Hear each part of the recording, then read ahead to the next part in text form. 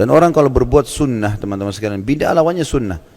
Yang ada panduannya saja, itu hidupnya tenang, bahagia. Ada panduan kita kerjakan, tidak ada ya sudah, gitu kan? Seperti itu saya sederhananya. Maka tenang hidup kita, bahagia.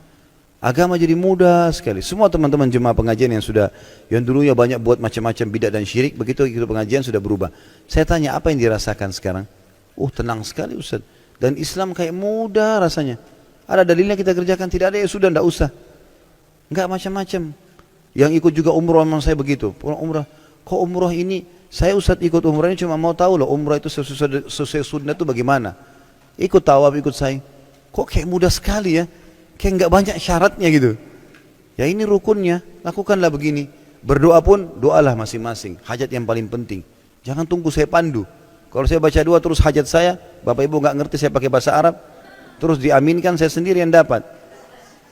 Sampaikan hajatnya, jalan sendiri. Tapi kita pandu, ini begini, ini rukunnya, ini caranya.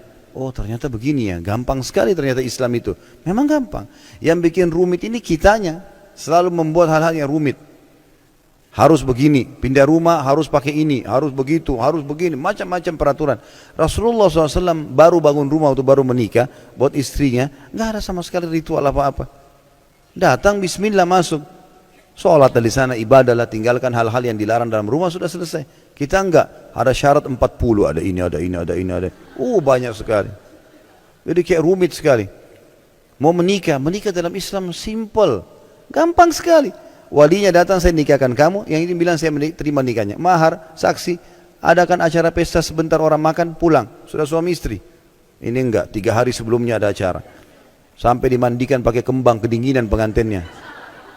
Masuk angin, malam-malam lagi. Ada syaratnya, harus di teras belakang rumah, harus apa, waduh, rumit. Rumit, jadi macam-macam. Apalah, pokoknya kalau anaknya lahir harus apa, rambutnya dimasukkan ke dalam kelapa lah, harus tali pusarnya ditaruh. Itu tali pusar biar kita taruh di tempat sampah, nggak apa-apa. Dibuang karena disuruh buang. Nabi SAW suruh buang. Nabi mengatakan, cukurlah rambutnya di hari ke-7 dan lepaskanlah ya sisa dari perutnya itu. Disuruh buang, rambutnya ditimbang pakai timbangan perak, disodokahkan nilainya, sisanya dibuang saja, ditanam, dibuang nggak apa-apa. Ini enggak, macam-macam harus dikendi, kendinya juga harus warna apa. Begitu tuh waktu anak saya lahir di satu klinik di dekat rumah, saya nggak tahu, rupanya itu dibawa ini Pak, plasentanya. Ada bahkan bahasa yang suster itu, ini saudaranya. Saudara dari mana? Itu bukan manusia itu. Itu cuma plasenta yang menyambung antara si ibu sama bayi. Kalau dia makan apa-apa, dia minum apa, kan disalurkan ke situ untuk bayinya. Ini enggak, dianggap saudaranya. Saudara dari mana ini? Kan jadi kemana-mana gitu ya. Karena sudah jauh dari agama, jadi kemana-mana. Ini kalau kita mau jabarkan banyak sekali gitu. Banyak sekali. Ada yang mengaku saudaranya buaya. Ya, saya dengar begitu. Nanti saudaranya buaya, saudaranya sering datang dulu ketemu neneknya lah di belakang rumah lah segala. Dari mana hukumnya manusia bisa punya saudara dari buaya itu? Manusia yang manusia, nggak bakal pernah bisa, gitu kan? Nggak mungkin gitu loh. Maka ini kadang-kadang kemana-mana bahasannya, karena sudah ditarik ke situ, padahal sebenarnya tidak ada, tidak ada. Buaya ya buaya, manusia manusia, hewan-hewan, ada alamnya sendiri kan gitu. Bahkan ada manusia, sekarang ada ilmuwan, saya lihat cuplikannya, mereka coba mengadakan jadi gen itu bukan hanya ke manusia, tapi dicoba manusia ke hewan misalnya. Tidak jadi manusia, tidak jadi hewan, rusak, mati, cacat. Kuasa Allah SWT. Bagaimana bisa ada punya saudara sempurna, buaya putih,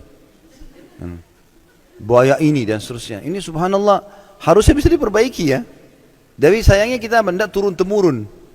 Sampai ada neneknya mengatakan, itu kau jangan lupa kita ini keturunan buaya. Jadi mudah-mudahan saja bisa dipahami, diperbaiki ya. Saya tidak bermaksud siapapun ya, karena saya tidak tahu ini ya. Saya cuma mengatakan apa yang saya dengar dan saya disampaikan. Karena banyaknya yang terjabarkan. Ini kalau kita buka pintunya, nggak kembali kepada syariat Islam, nanti kemana-mana ini. Apa saja bisa jadi. Dan manusia suka ngarang-ngarang. Sekarang gini, kita jalan di jembatan nih. Lalu kita lihat ke jembatan itu di pinggir jalan. Lihat saja, tidak usah buat apa-apa. Nanti kalau ada orang lewat di sebelah kita, dia juga ikut lihat tuh. Saking mau tahunya. Kita nggak ngomong apa-apa nih, kita jalan nih. Sebentar, belum selesai. Jadi pada saat kita lihat, kita nggak ngomong apa-apa, mungkin cuma kita lihat air ya, jalan. Ini orang penasaran, tadi itu orang lihat apa, dilihat-lihat sama dia. Nanti orang ketiga lewat, ada apa? Oh tadi ada gelembung air. Apalah, padahal tidak ada apa-apa. Nanti dia pergi, orang keempat datang, oh tadi ada buaya. Ini panjang ceritanya. Nanti ada hantu nenek-nenek lah, apalah. Kan begitu. Satu kampung jadi tahu, takut lewat situ kalau malam Jumat. Karena begini dan begini. Karena begitu, dan mulut ke mulut. Dalal tidak ada apa-apa. Sungai itu, bumi ini makhluknya Allah, nggak ada hubungannya. Jadi harusnya kita pahamin. Dan seorang muslim harus kembali kepada kemuliaan Islam. Islam harus ditradisikan, bukan tradisi diislamkan. Harus kita ganti. Kalau tradisi kita sudah dengan Islam, kita terima. Kalau tidak, ya kita ubah. Karena setelah Islam datang, Nabi SAW menghapus semua tradisi jahiliyah. Waktu beliau bebaskan kota Mekah, lalu beliau kumpulkan masyarakat Quraisy di depan bukit Sofa, sambil beliau berkata, ketahuilah, semua tradisi jahiliyah di bawah telapak kakiku. Kata Nabi SAW, tidak ada lagi. Tawaf telanjang, waktu itu orang mereka tawaf sambil bersiul, tepuk tangan. Awalnya tawafnya Nabi Ibrahim AS bagus, pakai baju segala macam. Mereka kembang-kembangkan sendiri tuh. Rupanya untuk menjadikan masyarakat Mekah supaya hidup, mereka syaratkan, penduduk Mekah itu syaratkan, harus beli baju dari Mekah baru boleh tawaf. Kalau bukan buatan Mekah nggak boleh tawaf. Yang tidak punya uang beli, telanjang. Begitu. Dan Nabi SAW, Mekah itu masih terus di dekat Ka'bah tawaf telanjang sampai pembebasan kota Mekah. Itu sudah tahun 8 Hijriah. Nabi sudah hijrah, baru Nabi waktu bebasin Mekah baru kasih peraturan. Tidak ada lagi tawaf telanjang mulai hari ini. Enggak ada siul-siul, enggak ada tepuk tangan dalam tawaf. Semuanya takbir, tahlil, beristighfar kepada Allah. Diubah ke Islam, tradisi-tradisi mereka. Suka taruh patung-patung, Nabi hancurin semua patung-patung mereka. Enggak ada patung. Enggak boleh lagi kesyirikan, dibersihkan semuanya. Jadi dihapus. Makanya tadi saya bilang yang benar Islam kita tradisikan.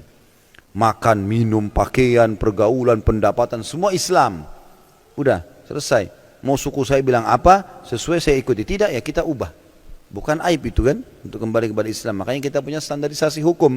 Kita ke Afrika, kita ke Jazirah Arab, kita ke Eropa, kita ke Asia, sama duhurnya, sama sholatnya, waktunya, kewajiban dalam sholat itu kayak wudu, hadap kiblat, tutup aurat semua sama. Yang batalin sholatnya semua sama, waktunya semua sama. Nggak ada bedanya. Standarisasi semua. Azan sama semua azannya, sholat imamnya sama semua caranya. Bacaan Qur'annya sama, tinggal pilih surah apa yang dia mau. Tidak ada bedanya orang Islam itu. Dari suku manapun dia. Nah itu yang semestinya kita bisa terapkan.